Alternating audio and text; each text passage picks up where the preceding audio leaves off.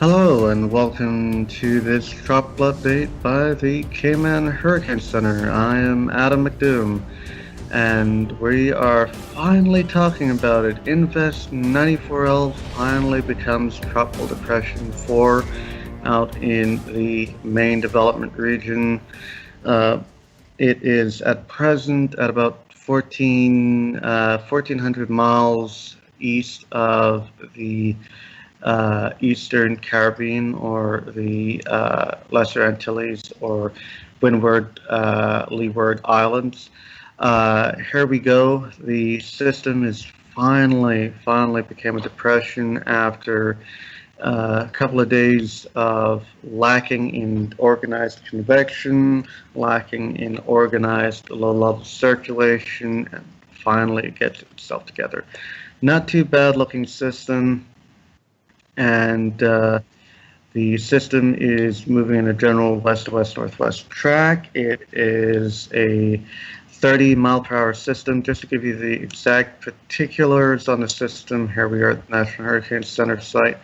And the latest 5 a.m. update, as I said, 30 miles per hour, 1,008 millibars, located 13.2, 40.0 west, general west-northwest movement.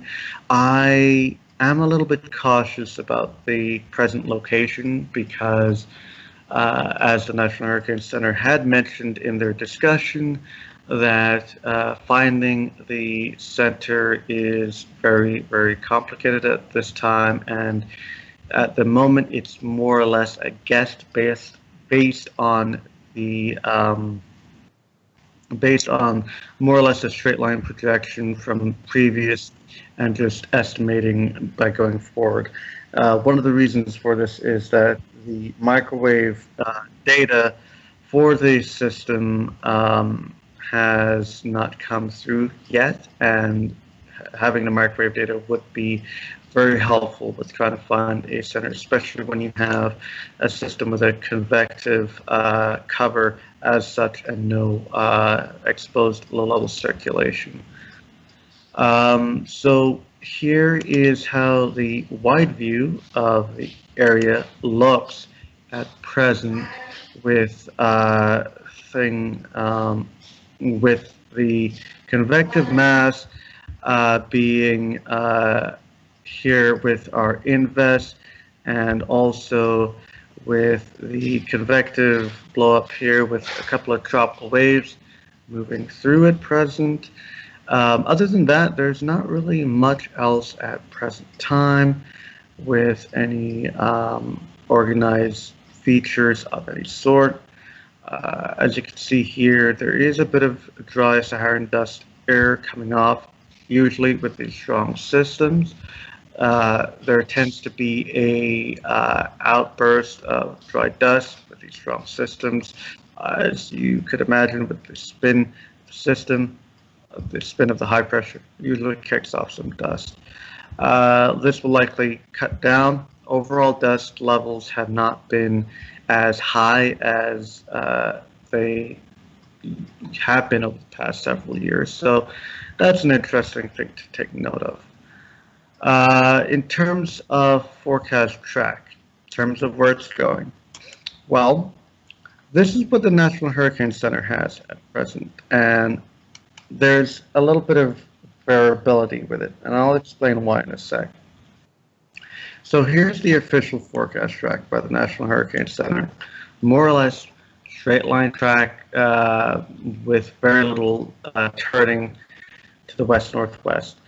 At the moment, the cone has it just missing outside of the Caribbean. However, there's a possibility that that may change, and it could either change any two ways, a west track or a north track.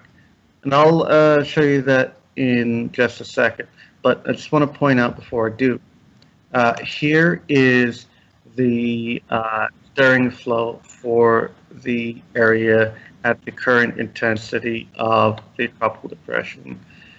And as you can see here, we have our high pressure ridge here, and the high pressure ridge extends all the way to the east coast of the United States, and of course extends up into Europe like so.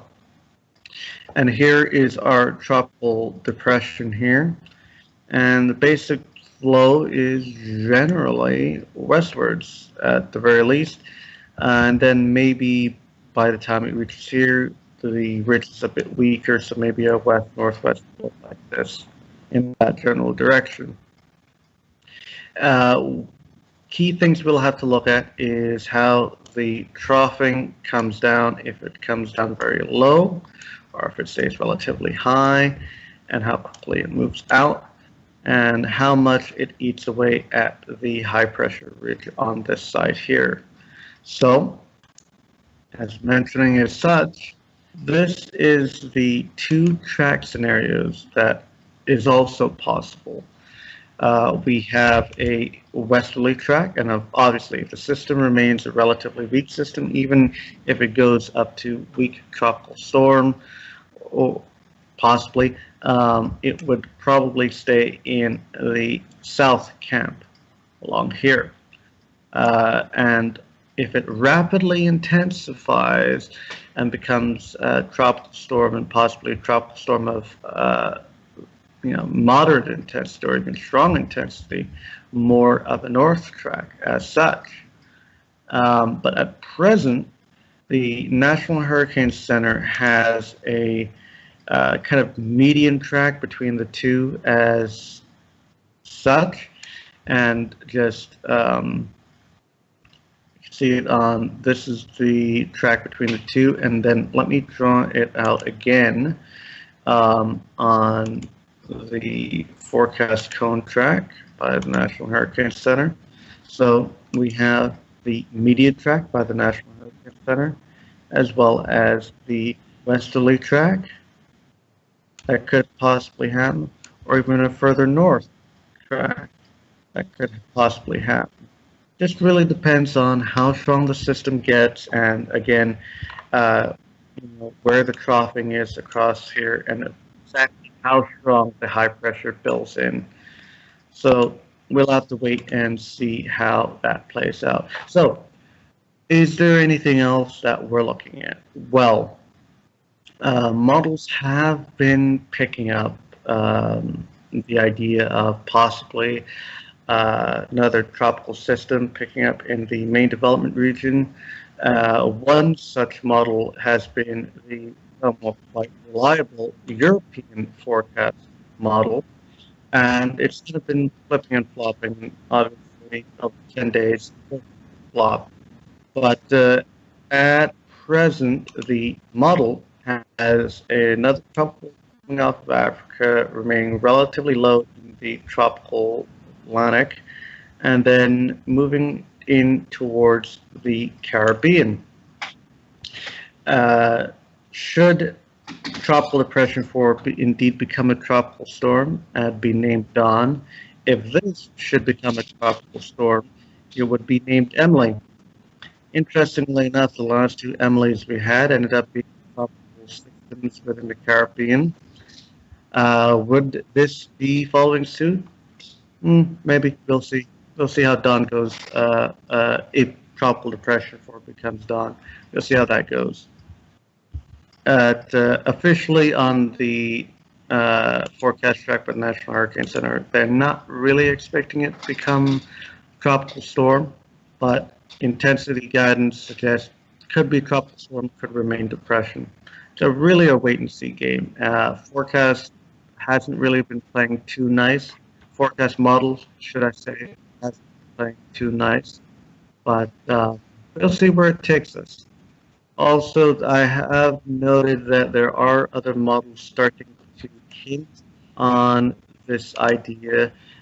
One other such model would be the Canadian, a little less reliable than the European and the GFS, but I do have to give credit where it's due. At times, the CMC does pick out systems when other models don't. Doesn't happen very often, but on the off occasion, does get it. Gets it pretty good too. So just loading up here the Canadian model to show you what that shows here. Apologize, computer's being a little bit slow, but here we are. The Canadian does ramp up TD4 into quite a potent system, especially south of Bahamas, and quickly turns northeast. And then also, as mentioned, takes the tropical wave out of Africa and pushes it westwards across the MDR region. So another system for the Eastern Caribbean to pay close attention to here based on the CMC. Also, the GFS ensembles have also been picking up such details as well. As you can see here, the ensembles really, starting to indicate something within this general area, either moving west or maybe even following a similar track to the present Hurricane Center track for TD4. The Canadian ensembles also brings it up as well. So other than that, besides what's going on in the tropics now, the last 2 days, two of the big organizations that do hurricane seasonal forecasting has updated their forecast numbers for the upcoming 2017 or the ongoing 2017 Atlantic hurricane, should I say. And let's start off with Tropical Storm Risk, which is a UK company. On July 4th, came out with their numbers and upping their numbers to 17 named storms, 7 hurricanes, and 3 majors. This is actually up from their May 26th forecast, which was 14 storms, 6 hurricanes, and 3 majors. Also, on the 5th of July, Colorado State University, CSU, has also updated their forecast numbers and upped them to 15 storms, 8 hurricanes, 3 majors. This is up from their June 1st forecast, which was 14 storms, 6 hurricanes, and 2 majors. So these two agencies have now bumped up their forecast to expecting above average hurricane season. Now this falls into line with the NOAA's National Hurricane Center's May 25th forecast, which actually has a range of 11 to 17 storms, 5 to 9 hurricanes, 2 to 4, and also the Weather Company, the parent company of the Weather Channel, which had updated theirs to it was 15 storms, 8 hurricanes, 3, I believe. Their previous one was 14, 7, and 3. I know that they did a new one on the 15th of June. Don't have the numbers for that one in particular at the moment. But also North Carolina State University on their April forecast had 11 to 15 storms, 4 to 6, and 1 to 3 majors. So overall, it seems like forecasts generally are picking up. And the main reason behind that is that the idea of an El Nino coming this year has been dropped. We're likely to see maybe anywhere from a warm neutral, maybe dipping down into cold neutral. And there has been some slight indications by models that we could potentially be dipping into maybe a borderline or weak La Nina by the end of the season or end of the year going into 2018. Whether or not that comes into fruition, we will wait and see. The other thing that the two agencies are making note of is the abnormally warm sea surface temperatures along the northeastern Atlantic, Iberian Peninsula, going down through the tropical Atlantic and all throughout along here.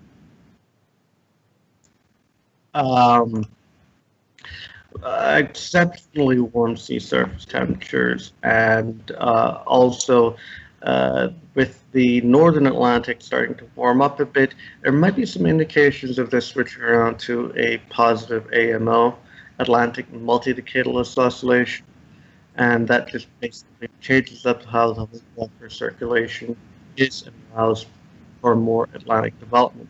The other thing to take note of also is that the overall wind shear has been below average for this region um, over the past month, and if this does continue, and by looking at forecast, it does suggest that it will continue to decrease, be making conditions a lot more favorable for tropical development. So that is pretty much it from me, Adam McDoom, for Cayman Hurricane Center. I'll be back a little bit later today on the update of what Tropical Depression number 4 is doing. Hopefully by then, more microwave data, more data getting into the system, finding out exactly where the system is, where exactly it's going in a few days' time, what's on, better data with models, and also update on where, if possible, this other system may be going based on more data. And yeah, so that is it from me. And see you later today, if not tomorrow.